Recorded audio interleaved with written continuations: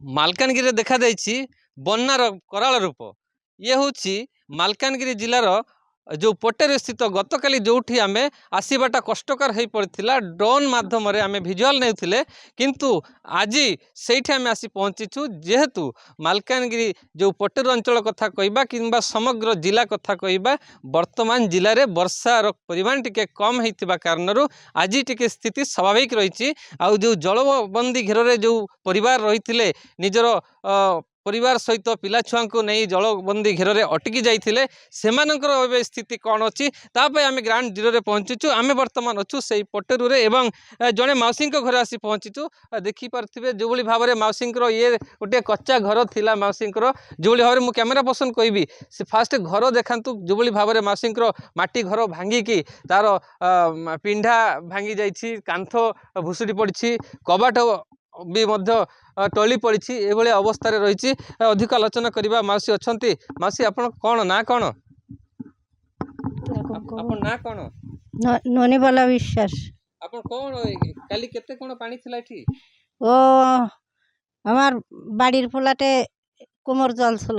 ନିହାତି ଭାବରେ ଶୁଣୁଥିଲେ ତାଙ୍କର ଅଣ୍ଟା ପର୍ଯ୍ୟନ୍ତ ପାଣି ରହିଥିଲା ଯେଉଁ କହୁଥିଲେ ମାଉସୀ। କିନ୍ତୁ ଆପଣ କ'ଣ କରୁଥିଲେ ପରିବାର ସହିତ, କେଉଁଠି ଯାଇକି ରହିଥିଲେ, କ'ଣ କରୁଥିଲେ? ও আমার বাড়ি যাইয়ে রইছিলি। ହଁ ହଁ। ଆଉ ଏ ଯେଉଁ ঘর ଯେତେବେଳେ ବର୍ଷା ପାଣି କମିଲା, ବନ୍ୟା ଜଳ কমিলা, ସେତେବେଳେ ଆସି ଦେଖିଲେ ঘর পুরা ভাঙি সবু সবু ভাসি গিলা। ধুয়ে ধুয়ে নিয়ে গেছে আমার রান্নার খাবার, বাসন বসন, থালি মালি সব ধুয়ে নিয়ে গেছে। ঘরের ভিতরেও কিছু কিছু গেছে। ଆପଣ କ'ଣ କରନ୍ତି ମାଉସୀ? এই কাম কাম দাম করে খাই। যে ପିଲା ଛୁଆ ନାହିଁ? ଗୋଟେ ପୁଅ আছে, କ'ଣ ଅବସ୍ଥା ତାଙ୍କର? ତାଙ୍କର ହ୍ୟାଣ୍ଡିକ୍ୟାପ, ହଁ ହଁ। ତାର ହାତ ଭଙ୍ଗା, ତାର ପା କାନ ହ୍ୟାଣ୍ଡିକ୍ୟାପ। ଗୋଟେ ପୁଅ, তার গোটে ঝিও, গোটে পুଅ আর আমার বউ, 5 জন লোক। ଏବେ ପରିବାର କେମିତି ଚାଲିଛି ଆପଣଙ୍କର? ওই খাটাখাটনির পরে চলে, কাম করি খাই। ନିହାତି ଭାବରେ ମାଉସୀ ଯେଉଁ ଭାବରେ କହୁଥିଲେ, ଯେଉଁ ମାଲକାନଗିରି ଜିଲ୍ଲାରେ ଯେଉଁ ବନ୍ୟାର ବିପାତ ଦେଖିପଡ଼ିଛି, ମାଉସୀଙ୍କ ଘର ଆମେ ଦେଖିବା ପାଇଁ ଚେଷ୍ଟା କରିବା। ମୁଁ କ୍ୟାମେରା ପର୍ସନକୁ କହିବି, ସେ ଦେଖେଇବେ। ମାଉସୀ କ'ଣ ଅଛି ଆପଣଙ୍କ ଘର ଭିତରେ ଆକ୍ଚୁଆଲି ଦେଖିବା ଟିକେ।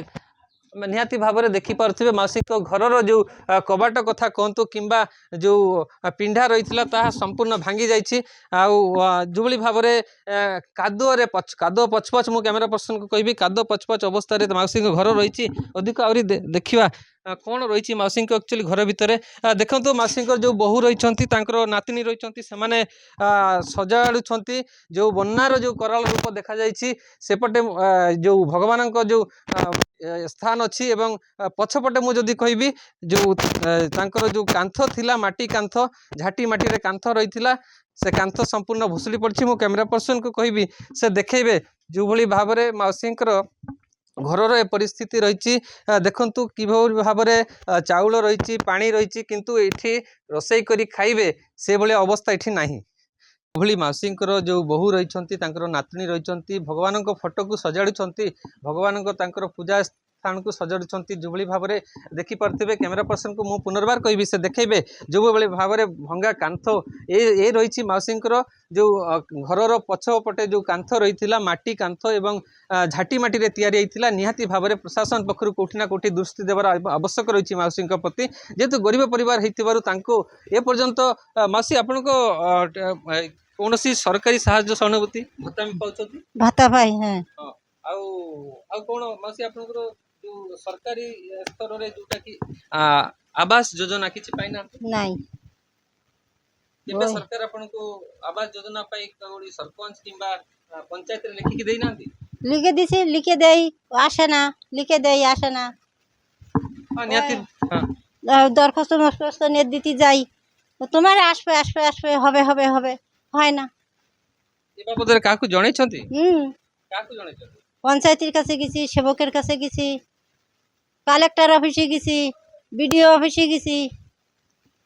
ନିହାତି ଭାବରେ ଶୁଣି ପାରୁଥିଲେ ମାଉସୀ ଯୋଉଭଳି ଭାବରେ କହୁଥିଲେ ତାଙ୍କୁ ଇନ୍ଦିରା ଆବାସ ଯୋଜନାଟି ମଧ୍ୟ ମିଳିପାରି ନାହିଁ କିମ୍ବା ସରକାରଙ୍କ ତରଫରୁ ପ୍ରଧାନମନ୍ତ୍ରୀ ଆବାସ ଯୋଜନା ମଧ୍ୟ ମିଳିପାରି ନାହିଁ ଯେହେତୁ ଭାବରେ ମାଉସୀ କହୁଥିଲେ ଯୋଉଭଳି ଭାବରେ ତାଙ୍କେ ବାରମ୍ବାର ପଞ୍ଚାୟତ ସ୍ତରରେ ଯାଇକି ସରପଞ୍ଚ କୁହନ୍ତୁ କିମ୍ବା ସରପଞ୍ଚର ପଞ୍ଚାୟତର ଅନ୍ୟାନ୍ୟ ଅଧିକାରୀ ପିଓ କଥା କୁହନ୍ତୁ ସେମାନଙ୍କୁ ଗୁହାରି କରିଛନ୍ତି ତଥାପି ମଧ୍ୟ ଏ ପର୍ଯ୍ୟନ୍ତ ପ୍ରଶାସନିକ ଦୃଷ୍ଟିରୁ ସେ ତାଙ୍କୁ ଏପର୍ଯ୍ୟନ୍ତ ଗୋଟେ ସରକାରୀ ସହାୟତା କିମ୍ବା ଘର ଖଣ୍ଡେ ମିଳିପାରି ନାହିଁ ତେବେ ଇଏ ରହିଥିଲା ମାଉସୀଙ୍କର ଯୋଉ ବନ୍ୟା ପରର କରାଳ ରୂପ ଯାହା ଏଇ ମାଉସୀ ଉପଭୋଗ କରିଛନ୍ତି ତାଙ୍କର ଗୋଟିଏ ମାତ୍ର ପୁଅ ରହିଛନ୍ତି ଏବଂ ବୋହୂ ସହିତ ଗୋଟେ ନାତି ନାତୁଣୀ ରହିଛନ୍ତି ପରିବାରର ଗୋଟେ ଛୋଟ ପରିବାର କହିଲେ ଚଳେ ମାଉସୀ ସହିତ 5 ଜଣ ପରିବାର ରହିଛନ୍ତି ତେବେ ତାଙ୍କର ପୁଅ ହଉଛି ଯିଏ କି ହ୍ୟାଣ୍ଡିକ୍ୟାପ୍ ରହିଛନ୍ତି ତାଙ୍କର ମଧ୍ୟ ଗୋଟିଏ ଗୋଡ଼ ସମ୍ପୂର୍ଣ୍ଣ ଭାବରେ କାମ କରୁନାହିଁ ଅଚଳ ରହିଛି ସେ ମଧ୍ୟ ଠିକ୍ ଭାବରେ କାର୍ଯ୍ୟ କରିପାରୁନାହାନ୍ତି ପରିବାର କହିଲେ ତାଙ୍କର ଏଇ ଛୋଟ ପରିବାର ରହିଛି ଏବଂ ଏହି ପରିବାରରେ ତାଙ୍କ ଗୁଜରାଣ ମେଣ୍ଟାଇବା ପାଇଁ ବହୁତ କଷ୍ଟକର ମଧ୍ୟ ହୋଇପଡ଼ୁଛି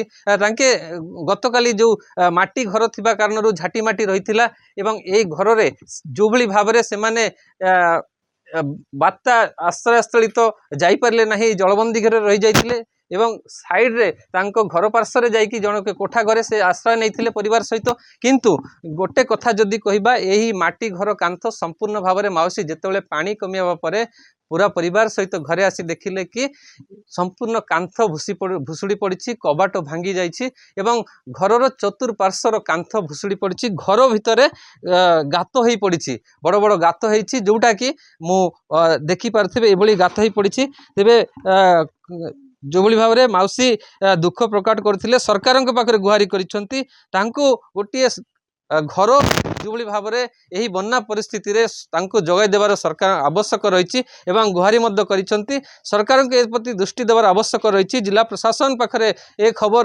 ପହଞ୍ଚିବାର ଅଛି ଏବଂ ଜିଲ୍ଲା ପ୍ରଶାସନ ମଧ୍ୟ ଏହା ଉପରେ ତତ୍ପରତା ଦେଖାଇ ମାଉସୀଙ୍କ ଖଣ୍ଡେ ଘରଟି ଯୋଗାଇ ଦେବାର ଆବଶ୍ୟକତା ରହିଛି ମାଲକାନଗିରି ପଟେରୁରୁ କୃଷ୍ଣପଦ ରାୟ ଦ କୁଇଭର